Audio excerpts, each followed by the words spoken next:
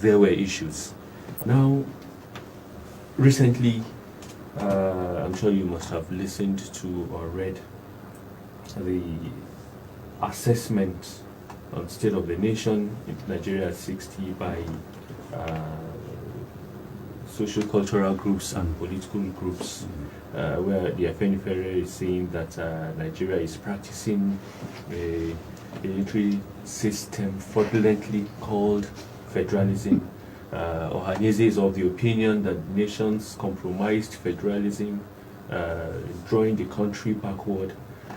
The North is also saying that it is not afraid of restructuring and cannot be intimidated. We're coming back to issues of restructuring, issues of some calling for or preferring referendum to determine Nigeria's continued existence. We're coming back to these same issues because of these questions and, of course, getting things wrong. Well, Mr. Joe, I think, like I said earlier, my Oga Galma, and like you also lamented, have been able to buttress the historical antecedents of Nigeria where the problems started. Not just giving history, but yeah. part of. Yeah. So now, coming back to check, like the address of the president said, from the time the green, white, green was, when it was, when it risen, and then with the speech of Aliyu when he's accepting at his independence speech, one could easily conclude that Nigeria was supposed to be a perfect country if only we followed the path of our leaders, our founding fathers. But unfortunately, we didn't. And Major Galma also brought it out from the moment there was that military coup.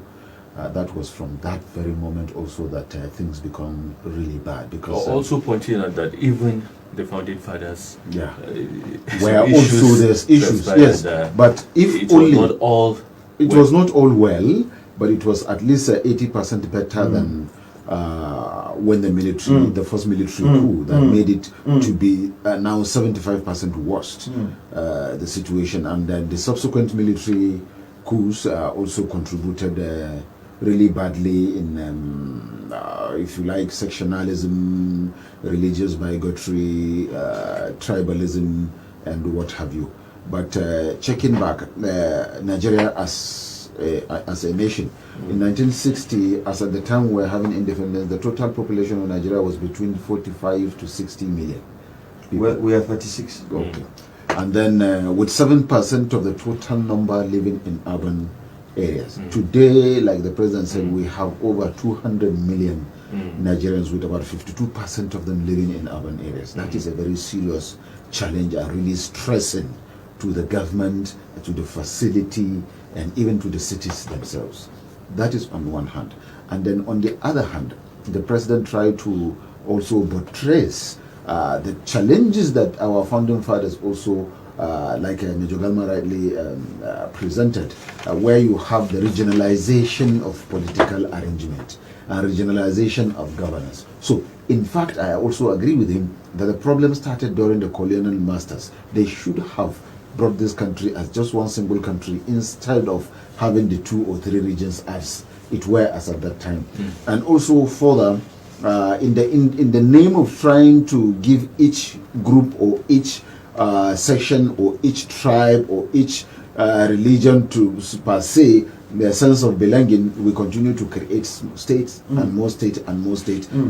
Instead of that, to really unite us as it is envisaged, it rather further disintegrated Nigerians. And also the creation of a local government as well. You find that before the invent of this state and local government thing, one community sees themselves as brothers and sisters. But from the moment you now created local government, splitting the communities, each will now feel, I don't belong here. This will tell you, I don't belong here. So they now feel independent of each other, even in the same state. And even practicing the same religion or having the same dialect. They still have challenges because you are not from my local government. The minority, majority. The syndrome, that is where, so this is where the problem are coming. And then lack of patriotism, like he has also lamented, and also the president also brought it out. We need to be patriotic to move Nigeria forward. 1, 2, and then self-centeredness. We are very self-centered. We think of ourselves, for our family and our friends. We don't think of the generality of the people of the country. These are the problems that we inherited. And instead of us to work towards, like our founding fathers were very patriotic, they were willing, to change the narratives. Even after the actual colonial masters were the creators of the real problem we are facing today in Nigeria. Now check the so-called amalgamation of the Northern and the Southern Protectorate in 1914. That is another, calling amalgamation of protectorate. This is one country. You met us as one people. Yes, with culture and religion, different ways of practicing our religion. Before the coming of the white man, of course, Nigerians had culture. Nigerians have their own religion. You call it traditional religion before the coming of Islam and Christianity, but yet they were practicing religion. Yet the Nigerians had culture. Yet we have our own means of leadership, our administration. If you come back to the north, you have the emirship arrangement. If you go to the south, you have the obis and the obas. It has been existing before the coming of the white man. So which means Nigerians had, first, leadership structure. Second, we have religious belief.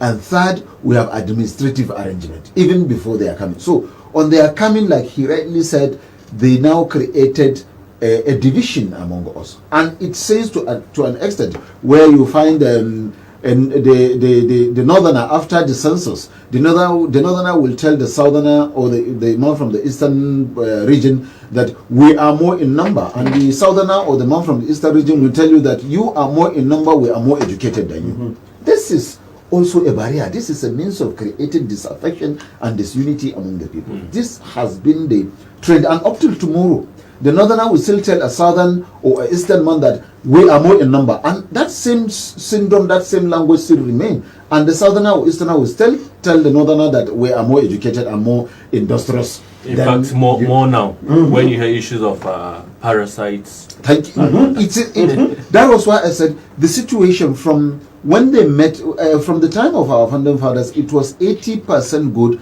and 20% sentimental. But now it is 75% bad with only about 25% good. You see, we have degenerated from what the founding fathers envisaged us to be to becoming something else. So the speech of the president, that was why I said it was really encompassing and all-embracing, very nationalistic and patriotic in presentation. The only thing is the willingness and the readiness of Nigerians to embody this speech and also look inwardly, embed them inside. We should embed his speech in us and begin to practice it practically for Nigeria to be what it's supposed to be. Otherwise, we'll continue to be like this, and the situation will continue to degenerate. And the issue of what do you call it, referendum or restructuring, and what will continue to linger in Nigeria until thy kingdom come. About the interesting part of it is, I can tell you, Major Galma was a war veteran, and he can assert to it that it's not going to be easy to break Nigeria. Nigeria is not Akara. Nigeria is not granite that you put in a tray and begin to share. I say, okay, you take this one, you take this one, you take this one. It's almost going to be impossible. Yes, we could have differences. We could have a lot of challenges. We would have religious bigotry. We will have tribal sentiment. We will have regional agitations and what have you. But Nigeria, by the special grace of God, will remain one country, one entity, with one people under, with one destiny under God. Okay, well, a lot of problems moving forward.